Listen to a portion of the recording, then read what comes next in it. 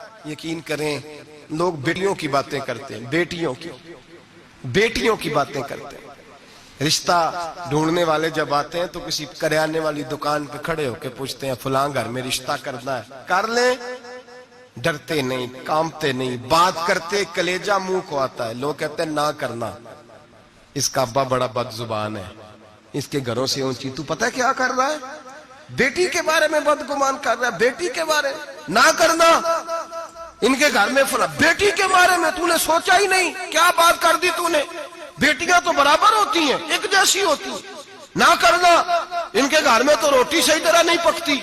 لوگ یہاں تک بدگمانی، جاسوسی، یہاں تک بدبو پھیلاتے ہیں معاذ اللہ۔ خیال نہیں کرتے ہم کیا کہہ رہے ہیں، سوچتے نہیں۔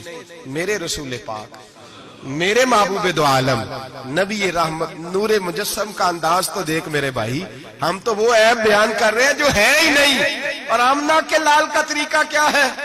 جس طرح ماں بیٹی پہ چادر نہیں ڈالتی اور کہتی ہے نہیں میری بیٹی ہے، نہیں میرا بیٹا ہے، اماں وکیل بن جاتی ہے بچوں کی۔ میرے رسول کا طریقہ دیکھیں، لفظوں کا حسن دیکھیں۔ فرمایا من ساتر مسلمن، فرمایا میرے مومن سے غلطی ہو جائے تو اس کی پردہ پوشی کر۔ جس طرح ماں بچوں کے بارے میں بات کرتی ہے، رسول پاک اس سے بڑھ کے امتی کے بارے میں بات کر رہے ہیں۔ فرمایا من ساتر مسلمن، من ساتر مسلمن، کون ہے جو میرے مسلمان کی پردہ پوشی کرے؟ کون ہے جو گناہ دیکھ کے معاف کرے؟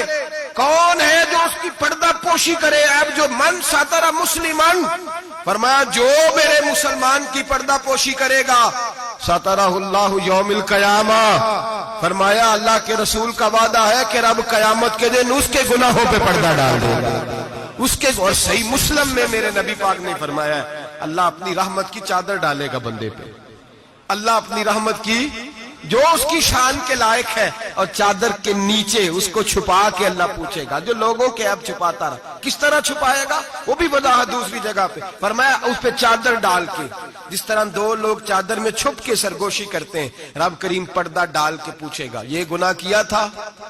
بندہ ڈرے گا، اے اللہ میں بھول گیا تھا، غلطی وہ بھی کیا تھا، اے اللہ غلطی ہو گئی، وہ بھی کیا تھا، ہاں یا اللہ۔ فرمایا میں نے دنیا میں تیرے پردے رکھے تھے، آج بھی تیرے پردے رکھوں گا، جا میری رحمت کی چادر کے اندر چھپ کے جنت میں داخل ہو جا۔ میرے بھائی نہ عیب جوئی کرو نہ، اور سن لیں یہ میرے نبی پاک کا فرمان ہے، یہ میرے رسول کا فرمان ہے۔ زمین پھٹ سکتی ہے، آسمان ٹوٹ سکتا ہے، ستارے جھڑ سکتے ہیں، دریا بہہ سکتے ہیں، قبریں کریدی جا سکتی ہیں، قیامت آ سکتی ہے، پر رسول اللہ کا فرمان کبھی غلط ہو سکتا؟ نبی پاک کا فرمان غلط ہو سکتا؟ جو دن کو کہہ دیا دن ہے تو دن نکل آیا، جو شب کو کہہ دیا شب ہے تو رات ہو کے رہی۔ خدا نے ان کی زبان کو وہ اختیار دیا، جو نکلی منہ سے ان کے وہ بات ہو کے رہی۔ نبی پاک کا فرمان کبھی غلط ہو سکتا؟ سن لے، یاد رکھ لے، یہ اصول دیا میرے نبی پاک نے، اس کو کبھی نہ بھلانا۔ جو اپنی عزت محفوظ رکھنا چاہتا ہے، جو چاہتا ہے میرے آپ چھپے رہے، حضور نے قاعدہ بیان کر دیا، فرمایا اگر تو میرے غلام کے عیب بیان کرے گا، چوک چوراہے گلی بازار میں کھڑے ہو کے اگر تو میرے امت کے عیب بیان کرے گا تو تو اپنے گھر کے 7 پردوں میں چھپا ہوا بھی ہوا تو اللہ تجھے وہاں بیٹھے بیٹھے رسوا کر دے گا۔ تو رسوا ہوگا، آج نہیں تو کل، کل نہیں تو پرسوں، پرسوں نہیں تو ترسوں۔ حضرت شیخ سعدی رحمت اللہ علیہ فرمایا کرتے جب رب کسی کو رسوا کرنا چاہتا ہے تو اسے اپنے نیک بندوں کے عیب بیان کرنے پہ لگا دیتا ہے۔ وہ سمجھتا ہے میری زبان کو لذت حاصل ہو رہی ہے، وہ سمجھ رہا ہے میں بڑا سمارٹ ہو گیا ہوں، میں عیب جوئی کر رہا ہوں۔ فرمایا رب کریم کی خفیہ تدبیر تجھے رسوا کرنا چاہتی ہے، اب تو رسوا ہوگا۔ اب لوگ تیری عزت کرنے والے تیری نافرمانی کریں گے، تجھے قریب بٹھانے والے دور بھگائیں گے، تجھ سے پیار کرنے والے نفرت کریں گے۔ عیب جوئی نہ کر، عیب جوئی نہ کر، لوگوں کے عیب نہ بیان کر، ورنہ جب کسی کو عرش کا مالک بدنام کرتا ہے، عزت اللہ دیتا ہے، وَتُعِزُّ مَن تَشَاءُ وَتُذِلُّ مَن تَشَاءُ، اور جب رب کسی کو رسوا کرنا چاہے، میرے نبی پاک فرماتے ہیں پھر کوئی دنیا کی طاقت اسے عزت دے سکتی، پھر دوبارہ وہ اپنی عزت پہ بحال ہو سکتا، اور جسے اللہ عزت دے اسے کوئی رسوا بھی نہیں کر سکتا، اسے کوئی گرا سکتا بھی مدعی لاکھ برا کیا چاہے کیا ہوتا ہے وہی ہوتا ہے جو منظور خدا ہوتا ہے. بھائی عیب جوئی نہ کریں, عیب جوئی نہ کریں, جاسوسی نہ کریں, خبردار کسی کی ٹو میں نہ پڑیں. پتہ نہیں رب کریم کو کیا منظور ہے. اگر اللہ نے کسی کا پردہ رکھا ہے تو اس کی پردہ داری کریں, اس کی پردہ داری تعویل کریں, باتوں تعویل کریں, اس کہیں میری آنکھ کی غلطی ہو سکتی ہے, اور اگر کچھ کرنا بھی ہے تو سمجھانے کی تدبیر کریں. اور بزرگ فرماتے ہیں کچھ نہیں ہو سکتا تو اس کی ہدایت کے لیے دعا کریں, اللہ کی بارگاہ میں اس کی ہدایت کے لیے دعا کریں, اس کی ہدایت کے لیے رب کریم کی بارگاہ دعا کریں. حضرت عمر فاروق رضی اللہ مدینے کی گلی میں گھوم رہے تھے, ایک گھر سے گانے باجے کی آواز آنے لگی. حضرت عمر بڑے جلالی تھے, گناہ دیکھ کے بڑا جلال کرتے. ذرا کو گردن جھکائی آپ نے, نظر پڑی دروازے کی اوٹ سے, دیکھا کہ اندر تو شراب بھی پڑی ہوئی ہے. حضرت فاروق اعظم رضی اللہ تعالیٰ عنہ چھلانگ لگائی اور گھر کے اندر چلے گئے. آپ نے دیکھا شراب کا مٹکا پڑا ہے, وہ شخص ہے. آپ کہنے لگے دو گناہ کر رہے ہو, گانا باجا بھی اور شراب بھی. اور شخص کہنے لگا حضور میں نے 2 گناہ کیے ہیں, اور اگر آپ محسوس نہ کریں تو آپ سے 3 ہو گئے. میں کون سے؟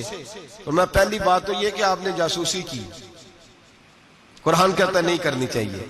دوسری بات یہ کہ آپ چھلانگ لگا کے آئے, قرآن کہتا ہے وَأْتُوا الْبُيُوتَ مِنْ أَبْوَابِهَا, گھروں میں دروازوں سے آیا کرو. اور تیسری بات یہ کہ آپ نے اجازت نہیں لی. اور اگلی بات یہ کہ آپ نے یہ کنفرم ہی نہیں کیا کہ میں شرابی ہوں کہ نہیں, آپ نے ایسے ہی کہہ دیا ہے پتہ نہیں میں منع کرنے آیا ہوں, پتہ نہیں میں کس ارادے سے آیا ہوں. وہ شخص کہتا ہے حضرت عمر کو یہ بات کہی تو میں نے اس پہاڑ کو کانپتے ہوئے دیکھا. حضرت عمر فاروق سجدے میں گر کے رونے لگے, کہنے لگے اللہ مجھ سے غلطی ہو گئی ہے, مجھے معاف کر دے. کہتے عمر کو روتا دیکھا تو وہ عورت جو گالا گا رہی تھی وہ بھی رونے لگی, چیخنے لگی. کہنے لگی عمر دنیا میں مجھے کوئی باز نہیں کر سکا, پر تیرے آنسوؤں نے مجھے باز کر دیا ہے. آج کے بعد یہ کام نہیں کروں. مٹکے توڑ دیے گئے, پورے خاندان نے توبہ کر دیا. اور میرے بھائی ہمارے بزرگ ذرا سی بات کو یہ احساس دلاتا تھا تو مان جاتے. یہاں تو میرے بھائی ایک تو لوگ عیب جوئی کرتے اور اس عیب کو اچھالتے ہیں گلیوں میں, کوچوں میں. اچھے اچھے لوگوں کی, سفید داڑھی والے لوگوں کی, اعزاز والے لوگوں کی, اچھے گھرانے کے لوگوں کی, صاف ستھرے مزاج لوگوں کی, پاکیزہ طبیعت لوگ, علماء کی, مشائخ کی, صوفیاء کی, لوگ پگڑیاں اچھالتے ہیں. ایسا نہ کریں, جاسوسی نہ کریں. میرے رسول کریم سید عالم صلی اللہ علیہ وسلم پردہ پوشی فرماتے تھے. حضور پردہ پوشی فرماتے تھے. میرے نبی پاک نے پردہ پوشی کا حکم دیا. میرے حضور کے غلام پردہ پوش تھے. نبی پاک کے ماننے والے بول کے بتائیے, حضور کے ماننے والے, میرے محبوب کا کلمہ پڑھنے والے, پردہ پوش. امام حسن کا اپنی بیوی سے اختلاف ہو گیا, طلاق دینے کا ارادہ کیا. امام حسین کہنے لگے کہ بھائی جان کیا مسئلہ, کیوں طلاق دینے لگے ہو؟ فرمایا میری بیوی ہے, میں اپنی بیوی کی بات تیرے ساتھ کیوں کروں؟ ہن لباس لکم وانتم لباس لہن, میں اس کا لباس ہوں, میرا تیرے ساتھ کیوں بات کروں؟ کچھ دن گزرے تو امام حسن نے طلاق دے دی. امام حسین کہنے لگے اب تو بتا دیں کیا مسئلہ تھا. فرمانے لگے وہ غیر محرم ہو گئی ہے, میں کسی غیر محرم کی بات تیرے ساتھ کیوں کروں؟ وہ غیر محرم ہو گئی, غیر محرم کی ڈسکس کروں تیرے ساتھ, میں نہیں کرتا. میرے بھائی بات کو سمجھے. حضرت امام میں اور کتنی پردہ پوشی, اللہ اکبر, کتنی پردہ پوشی. تیری نسل پاک میں ہے بچہ نور کا, تو ہے نے نور تیرا سب کرا. کتنی پردہ پوشی.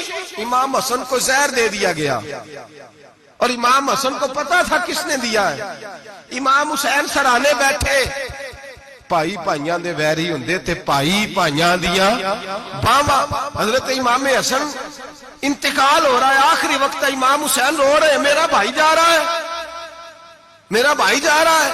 کہنے لگے حسن میں تیرے قاتل کو چھوڑوں گا نہیں, میں تیرے قاتل کو چھوڑوں گا نہیں. پردہ پوشی دیکھو فاطمہ کے جگر گوشے کی, پردہ پوشی دیکھو مولا علی کے شہزادے کی, پردہ پوشی دیکھو جنہوں نے میرے رسول کے کندھوں پر سواری فرمائی تھی, پردہ پوشی دیکھو. حضرت امام حسن کہنے لگے کیا کہے گا تو؟ کہنے لگے بھائی جان بس بتا دے زہر کس نے دیا ہے, پھر میں دیکھیں اس کا حشر کیا کرتا ہوں.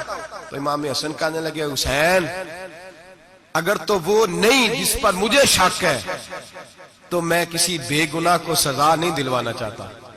اگر وہ نہیں جس پر مجھے شک ہے تو میں کسی بے گناہ کو سزا نہیں دلوانا چاہتا، اور اگر وہی ہے جس پر مجھے شک ہے تو پھر میرا رب تجھ سے بہتر انتقام لینے والا ہے، پھر میرا مالک تجھ سے، پھر میں تجھے نام نہیں بتاؤں گا، پھر میرا مالک جانے اور میرا قاتل جانے، اللہ بہتر انتقام لینے والا ہے، پھر بھی میں تجھے خبر۔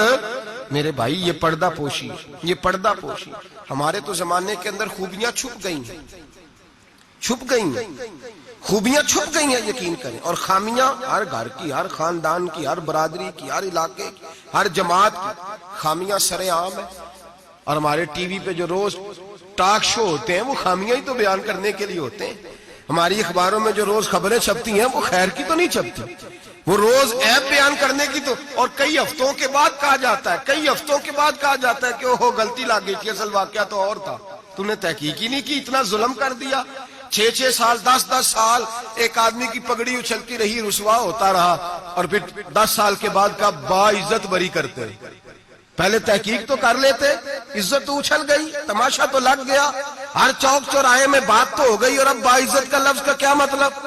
او بھائی لوگ عیب جوئی کرتے ہیں، عیب گوئی کرتے ہیں، بڑے بڑے لوگ، بڑے بڑے پارسا لوگ شکار ہو جاتے ہیں، اور بعد میں لوگ کہتے ہیں اوہو میں تو بھول گیا تھا، اصل بات تو اور تھی، پہلے سوچ کر کہہ، پہلے سمجھ کر بات کر، پہلے احتیاط کر، زندگی میں کسی کا عیب بیان نہ کریں، اور جب آپ کسی کا عیب بیان کر رہے ہوتے ہیں اس کا مطلب یہ ہے کہ آپ کی سوچ کس طرح کی کام کرتی ہے، آپ کا عمل کس طرف جا رہا ہے، آپ کا طرز حیات کس سمت گھوم رہا ہے، اپنے افکار کو خوبصورت بنائیں، مسلمان خوبصورت ہوتا ہے، خوبصورتی کی بات کرتا ہے، آپ یقین کریں ایک صحابی کی حدیثیں، فضیلت کی حدیثیں دوسرے صحابی نے روایت کی، ایک حدیث سنا کے بعد ختم کرتا ہوں، کسی نے پوچھا حضرت فاطمہ الزہرا سے رضی اللہ تعالی، کہا بی بی جی بتائیے نبی پاک کو سب سے پیارا کون تھا؟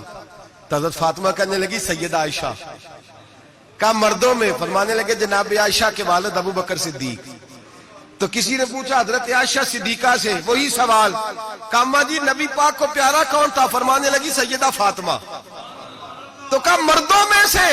جناب عائشہ کہنے لگی فاطمہ کے شوہر علی شیر خدا، ایک دوسرے کی فضیلت، آپ ساری، میں حیران ہوتا ہوں جب حدیث پڑھتا ہوں کہ صحابہ، کسی صحابی نے اپنی فضیلت کی حدیث روایت نہیں کی، اپنی فضیلت کی، جس نے بھی روایت کی دوسری کی فضیلت کی حدیث روایت کی، دوسرے کی عظمت کی حدیث روایت کی، انہوں نے ساری زندگی کی خوبیاں دیکھی، مولا کائنات مسجد کوفہ کے منبر پہ بیٹھے تھے، لوگوں سے پوچھ رہے تھے بتاؤ بہادر کون ہے؟